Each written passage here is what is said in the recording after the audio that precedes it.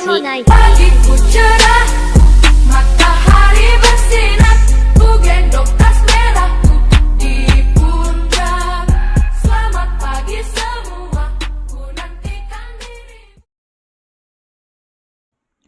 Bismillahirrahmanirrahim. Assalamualaikum warahmatullahi wabarakatuh. Apa kabar anak-anakku semuanya? Semoga kalian selalu dalam keadaan sehat walafiat, tidak kurang sesuatu apapun. Kembali lagi dengan Misari. Kali ini kita masuk fikih ibadah untuk kelas 5, yaitu materi haji bagian yang kedua. Ini adalah video kedua pada materi haji. Sebelum kita memulai pembelajaran pada hari ini, marilah sama-sama kita membaca doa sebelum belajar. Bismillahirrahmanirrahim. Rabbi zidni ilman warzuqni fahman. Amin ya rabbal alamin. Semoga Allah Subhanahu wa taala memberikan keberkahan kepada kita semua. Baik anak-anakku semuanya, kita langsung masuk saja ke materi pembelajaran kita, yaitu tata cara ibadah haji. Yaitu yang akan kita pelajari adalah tentang haji tamattu, haji qiran, dan haji ifrad. Oke, sebelum kita memulai membahas tata cara pelaksanaan ibadah haji ini, mari sama-sama kita berdoa. Semoga bagi siapa saja, baik Misari, kalian atau orang tua kalian yang belum pernah melaksanakan haji atau umroh, semoga kita diberikan kesehatan, kelapangan agar kita bisa melaksanakan haji atau umroh, bisa mengunjungi Baitullah Mekah. Dan apa yang Misari sampaikan pada hari ini adalah pembelajaran, sehingga pada saat kita nanti melaksanakan haji atau umroh, kita sudah tahu tata cara dan pelaksanaan serta urutan-urutan kegiatan atau pelaksanaan haji. Baik anak-anakku semuanya, kita mulai dengan pengertian haji tamattu. Tamattu adalah mengerjakan umroh terlebih dahulu, setelah itu mengerjakan haji pada tanggal 8 Zulhijjah. Haji tamattu adalah pelaksanaan haji yang banyak dilaksanakan oleh jamaah haji Indonesia. Diawali dengan ihram untuk keperluan umroh sampai dengan selesai, kemudian kembali ihram untuk keperluan haji. Jadi haji tamattu ini haji yang sering dilakukan oleh jamaah haji Indonesia. Para jamaah haji Indonesia ini datang sebelum waktunya berhaji. Lalu mereka melaksanakan umroh terlebih dahulu, kemudian baru pada tanggal 8 Zulhijjah melaksanakan ibadah haji yang inti. Nah, selanjutnya pelaksanaan haji tamattu untuk para jamaah haji ini diwajibkan membayar dam atau denda. Kenapa didenda? Dikarenakan mereka melaksanakan haji sebelum datangnya waktu berhaji, yaitu umroh atau haji kecil.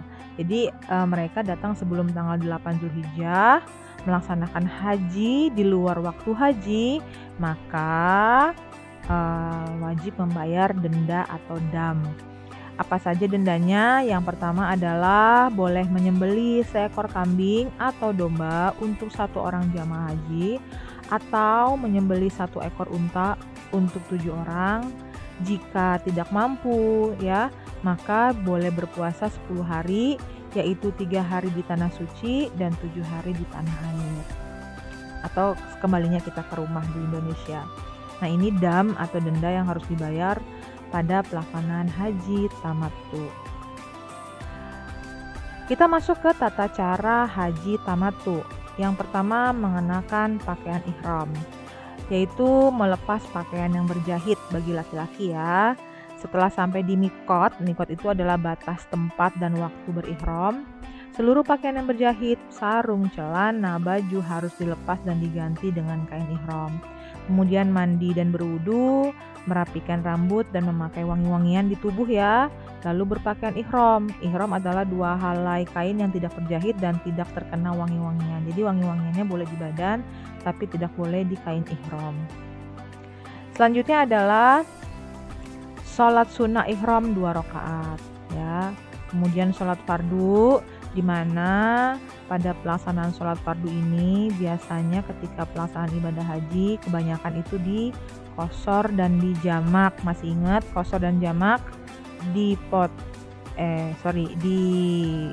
ringkas dan disatukan dan diringkas. ya. Dijamak artinya disatukan waktunya, misalnya zuhur sama asar gitu, dan diringkas itu dipendekkan rakaatnya. Terus banyak membaca talbiyah. Bacaan talbiyah yang sesuai dengan hadis riwayat Bukhari dan Muslim seperti ini.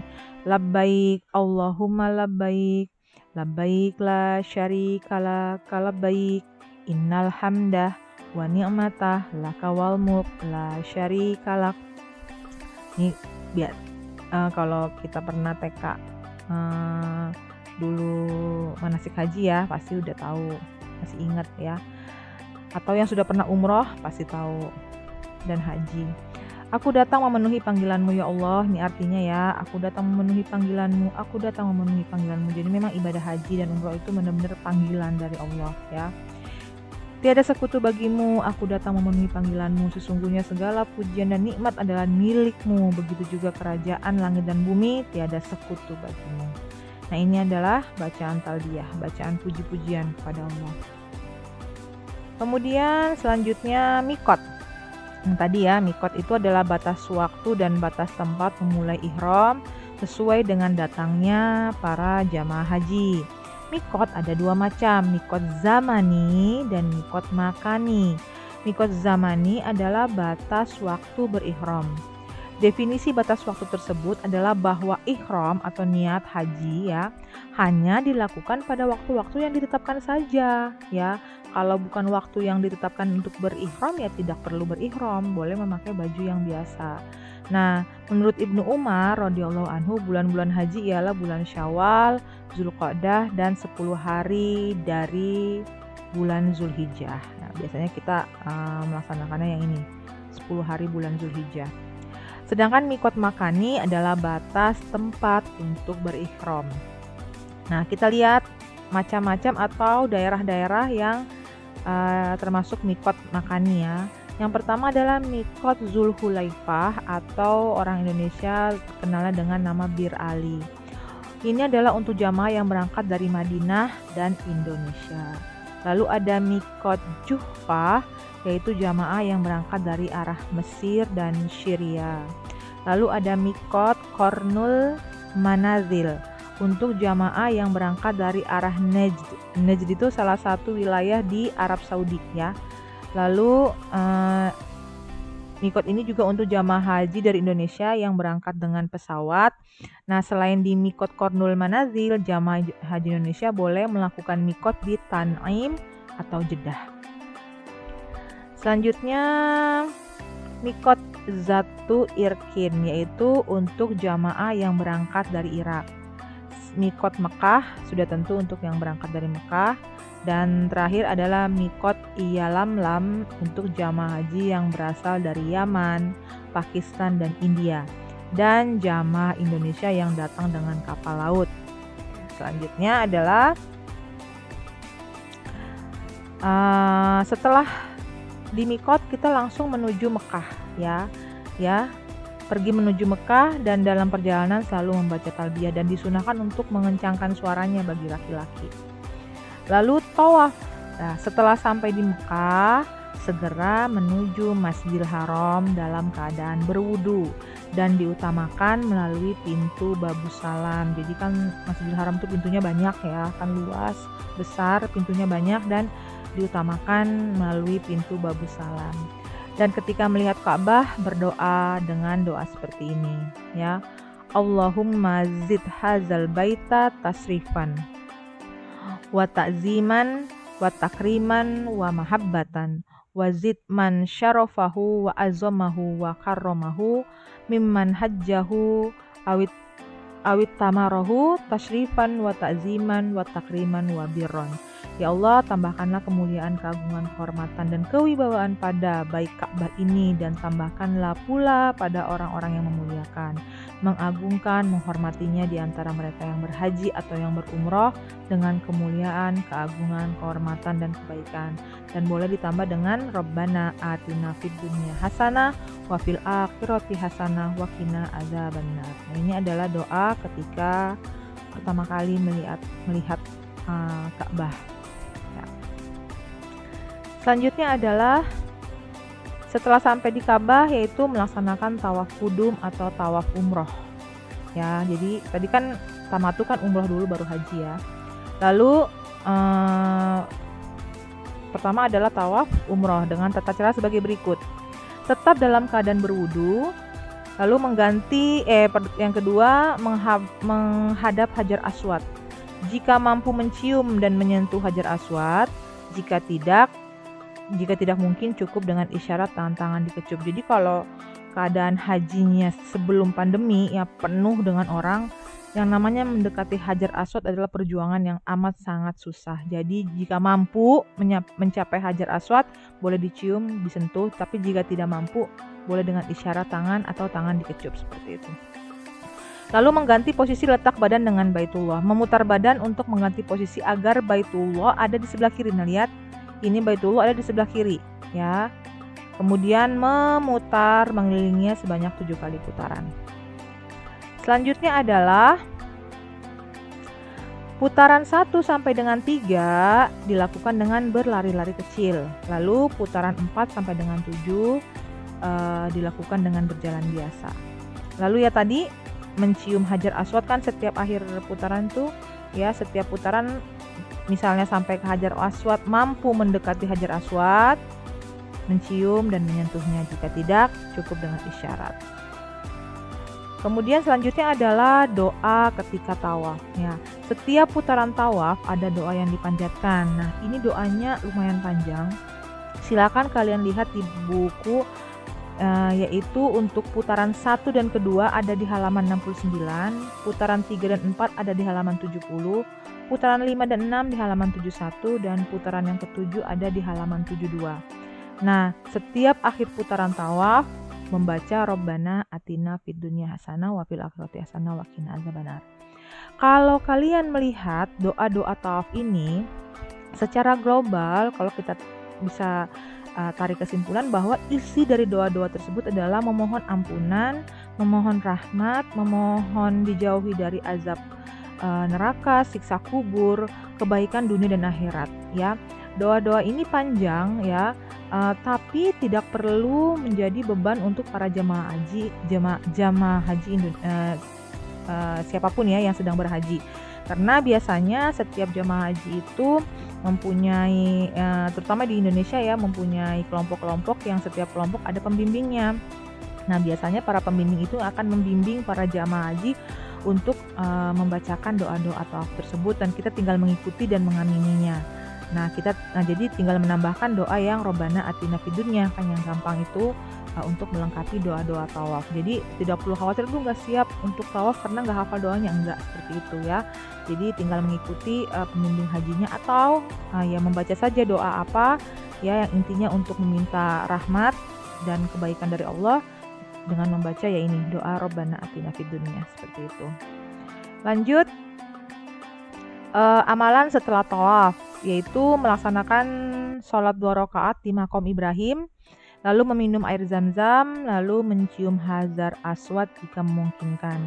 Kita masuk ke sunnahnya tawaf, yaitu sunnah yang pertama adalah menghadap Hajar Aswad, selalu Hajar Aswad ya patokannya. Bertahlil dengan mengangkat kedua tangan seperti gerakan takbir ketika sholat, jika mampu mencium Hajar Aswad, jika tidak cukup dengan isyarat. Berjalan kaki, jika tidak mampu bisa dengan ditandu. Jadi kalau ada orang tua, lansia ya yang sudah lanjut usia atau sedang sakit tidak kuat untuk tawaf boleh ditandu. Itu dulu. Kalau sekarang sudah ada yang lebih lebih canggih menggunakan skuter. Boleh, dua-duanya sama dengan ditandu. Ya, jadi kalau yang nggak mampu sekarang udah ada skuternya nih untuk tawaf. Tapi ini untuk yang nggak mampu ya, kalau yang masih muda, yang masih seger gitu kan, ya berjalan kaki. Seperti itu. Sunnah tawaf yang selanjutnya adalah meletakkan kain ihram di bawah ketiak tangan kanan dan kedua ujungnya yang panjang diletakkan di bahu kiri. Untuk laki-laki, untuk perempuan tidak menggunakan ihram. Menyentuh Hajar Aswad atau menciumnya. Jika kalian bisa mendekati Hajar Aswad, maka yang kalian pertama kali lakukan adalah meletakkan pipi dan dahi atau muka seluruhnya pada Hajar Aswad. Nah, Seperti itu kalau mampu, tapi kalau bisa mendekatinya. Tapi kalau tidak, susah untuk mencium ya, atau meletakkan pipi, muka, wajah, disentuh saja atau cukup dengan isyarat dari jauh. Lalu kemudian niat tawaf kudum ya, tadi niat tawaf umroh ya. Tawaf wada dan tawaf sunnah juga memerlukan niat. Tawaf ifadah adalah rukun haji ya. Niat tawaf umroh bukanlah masuk ke syarat haji, karena niat haji dan umroh sudah berlaku bagi tawaf. Jadi ini hanya niat tawaf yang umroh dulu. Kemudian sa'i. Sa'i yaitu lari-lari kecil dari Bukit Safa ke Bukit Marwah sebanyak 7 kali ya, ini lari-lari kecil. Dan selanjutnya membayar dam tadi. Setelah sa'i membayar dam ya, menyembelih seekor kambing untuk 1 orang, 1 ekor unta untuk 7 orang, dan kalau tidak mampu berpuasa 10 hari, 3 hari di tanah suci dan 7 hari di tanah air. Ini harus dibayarkan dulu supaya sah hajinya. Nah, kemudian tahalul, ini tahalul awal, memotong rambut seluruhnya atau sebagian bagi laki-laki. Minimal 3 helai rambut sebagai tanda berakhirnya ibadah haji dan bebas ihram.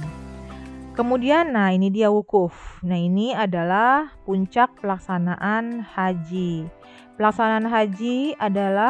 Puncak pelaksanaan haji adalah wukuf di Arafah pada hari Tarwiyah, yaitu tanggal 8 Zulhijjah. Nah, yang pertama dilakukan adalah menggunakan ihram, sudah pasti. Berangkat dari Mekah ke Mina, lalu sholat asar, maghrib, dan isya di Mina dengan jamak dan qashar. Setelah matahari tinggi tanggal 9 Zulhijjah, berangkat ke Arafah sambil membaca talbiyah. Berhenti sejenak di Namirah, salah satu tempat yang menuju arah Arafah. Saat masuk waktu zuhur, maka dimulailah wukuf. Selanjutnya adalah mengusahakan agar sampai di Arafah sebelum matahari terbenam. Nah, sholat zuhur dan asar dijamak takdim qashar dengan 1 kali azan dan 2 kali iqomah. Jadi 1 kali aja azannya, tapi iqomahnya 2 kali. Setelah zuhur 2 rakaat, bangun, iqomah lagi, asar 2 rakaat. Ketika sholat, perbanyaklah berdoa memohon ampun. Memohon apapun yang kita inginkan dengan mengangkat tangan dan menghadap kiblat. Doa yang dipanjatkan tidak perlu berbahasa Arab. Jadi ketika puncak pelaksanaan ibadah haji itu wukuf, itu semuanya kegiatan hanya berdoa dan ibadah, zikir dan ibadah, meminta apapun menggunakan bahasa kita sendiri ya. Apapun yang kita inginkan, kebaikan dunia, akhirat, keselamatan, semuanya kita minta di sana. Selanjutnya adalah mabit di Musdalifah. Setelah matahari terbenam, berangkat dari Arafah ke Musdalifah. Nah, setelah dari Arafah kita menuju Musdalifah nih. Sholat maghrib dan isya di jamak takhir di Musdalifah atau di jamak takdim di Arafah. Jamak takhir itu berarti diakhirkan ya. Jadi diakhirkan di waktu isya atau didahulukan ya di waktu maghrib ya, di takdim di Arafah. Setelah sholat subuh sebelum fajar menuju yang namanya tempat Masy'aril Haram. Di sana kita berhenti, berdoa dan mengambil batu-batu kecil untuk melontar jumroh.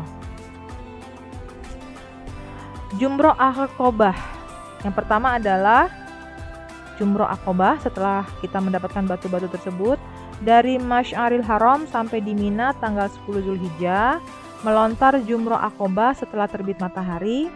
Lalu melontar sebanyak 7 kali, yang mana batunya diambil dari Musdalifah atau di mana saja asal tidak di tempat melempar jumroh. Nah, ketika melempar membaca Bismillah Allahu Akbar pada tiap lontaran. Kemudian kita melaksanakan tawaf ifadah ya. Nah, ini tawaf rukun haji. Kalau tadi kan sudah ya yang umroh, ini kita tawaf ifadah yaitu tawaf rukun haji. Setelah mandi berganti pakaian lalu menuju Mekah, melaksanakan tawaf ifadah yaitu tawaf rukun, menuju sumur Zam-Zam untuk minum air Zam-Zam dan melaksanakan tahalul akbar atau tahalul sani, tahalul yang kedua, atau juga tahalul yang terakhir ya, memotong rambut yang terakhir. Setelah tahalul akbar, semua larangan haji menjadi halal. Sebelum terbenam matahari sudah berada lagi kembali di Mina. Kemudian melempar jumroh lagi yang 3 tempat ya. Jadi setelah melempar jumroh Aqobah, melempar lagi jumroh yang ketiga yaitu pada tanggal 11, 12, 13 Zulhijjah, hari tasyrik, setelah tergelincirnya matahari. Pertama yaitu jumroh ula atau jumroh kecil, lalu jumroh wusto yang tengah, dan yang ketiga adalah jumroh kubro yang terakhir. Menggunakan 7 buah batu dalam satu hari memerlukan 21 batu kecil, kan 7 dikali 3 ya, 21 batu kecil. Nah, ini kalau misalnya nggak bisa dilaksanakan selama satu hari, bisa 2 hari. Misalnya jika sudah melontar pada tanggal 11 dan 12 Zulhijjah, maka tidak perlu lagi melanjutkan tanggal 13-nya. Sudah cukup 2 hari saja. Nah, ini juga melontar jumroh itu juga sama, ibadah yang paling berat setelah wukuf ya. Melontar jumroh juga termasuk yang berat pelaksanaannya. Hendaklah meninggalkan Mina sebelum matahari tenggelam. Lalu nafar atau perpisahan. Nafar awal yaitu 2 hari di Mina, artinya perpisahan yang pertama yaitu tanggal 11 dan 12 Zulhijjah. Lalu nafar sani yaitu 3 hari di Mina, artinya perpisahan yang terakhir tanggal 11, 12, 13 Zulhijjah. Nah, ini artinya sudah selesai pelaksanaan jumroh ya, melakukan nafar atau perpisahan. Selanjutnya tawaf wada atau tawaf penutup. Tawaf wajibnya haji yang akan meninggalkan kota Mekah. Jadi setelah rangkaian semuanya ya sa'i segala macam tadi yang sudah dijelaskan, kita akan yang terakhir adalah tawaf wada atau tawaf penutup. Ini dilakukan ketika kita akan meninggalkan kota Mekah. Apa tujuannya? Untuk penghormatan kepada Baitullah. Tapi bagi penduduk Mekah tidak diperintahkan untuk tawaf wada. Nah, tawaf wada ini disebut juga tawaf perpisahan. Oke, tadi sudah panjang ya tentang haji tamatu. Kita masuk ke haji kiron. Haji kiron itu sebenarnya pelaksanaannya tidak jauh berbeda dengan haji tamatu. Jadi tidak terlalu dijelaskan secara detail karena secara garis besar sama. Kiron artinya menggabung. Nah, kalau tadi tamatu itu umroh dulu baru haji, kalau kiron itu digabung, yaitu menggabung haji dan umroh sekaligus. Sedangkan caranya dengan mencukupkan amalan haji. Jadi kalau sudah amalan hajinya terpenuhi, rukun-rukun hajinya sudah terpenuhi, maka umrohnya juga sudah terpenuhi. Ada niatnya ya, ada niatnya yaitu Bismillahirrahmanirrahim, labaik hajja wa umrota. Aku datang memenuhi panggilanmu untuk berhaji dan umroh. Jadi harus ada niat nih, biar membedakan antara haji yang tamatu ya. Labaik hajja wa umrota. Haji ini dilakukan dari mikot, berpakaian ihram, sampai semua kewajiban haji dan umroh selesai, yaitu sampai tahallul setelah jumroh Aqobah. Menurut Imam Hanafi, haji kiron melakukan 2 tawaf dan 2 sya'i. Pelaksanaan haji kiron wajib membayar dam. Sama, haji kiron dan tamatu dua-duanya wajib membayar dam ya, karena tadi melaksanakan haji sebelum waktunya, seperti itu. Oke. Selanjutnya adalah haji ifrad. Ifrad artinya menyendiri. Menyendiri haji atau menyendiri umroh. Artinya yang didahulukan adalah haji terlebih dahulu, kemudian berumroh ya. Niatnya juga dibedakan, Bismillahirrahmanirrahim, labaik hajjan. Aku datang memenuhi panggilanmu untuk berhaji. Jadi kalau untuk haji ifrad, ya haji duluan yang dilakukan ya. Setelah itu, setelah hajinya selesai, baru dia berumroh terakhir. Nah, orang yang melakukan haji ifrad, jika masuk tanah haram Makkah, wajib ihram hingga tiba waktunya haji, tanggal 8 Zulhijjah. Haji ifrad tidak wajib membayar dam. Jadi semuanya tuh ketika masuk mikot sudah berihram, dan dia harus melaksanakan haji dulu yaitu tanggal 8 Zulhijjah. Setelah itu baru melaksanakan umroh ya. Nah, haji yang seperti ini, haji ifrad ini tidak membayar dam. Kenapa? Karena dia melaksanakan haji dulu. Tidak ada yang didahulukan ya, atau tidak bersamaan. Kayak tamatu itu kan umroh dulu baru haji. Nah, itu kena denda. Sedangkan kalau yang tadi haji apa tadi nih? Kiron ya, haji kiron itu digabung. Ya, itu juga kena denda. Sedangkan kalau yang ifrad tidak, karena dia mendahulukan haji di tanggal 8 Zulhijjah, barulah dia melaksanakan umroh. Oke, anak-anakku semuanya, sampai di sini penjelasan yang panjang sekali. Mudah-mudahan kalian gak bosan dengan penjelasannya. Kalau kurang paham bisa cari sumber atau googling di tempat cari sumber-sumber yang lain, maksudnya cari atau baca buku. Nah, insya Allah tidak ada perbedaan dari yang dijelaskan. Baik anak-anakku semuanya, semoga kalian bisa mendapatkan manfaat dan pembelajaran dari materi hari ini. Jangan lupa subscribe dan follow Instagram dan Facebook kita. Thank you for watching. Sampai ketemu lagi. Ditutup dengan hamdalah, alhamdulillahirrahmanirrahim, wabillahi taufiq wal hidayah. Wassalamualaikum warahmatullahi wabarakatuh. Bye bye.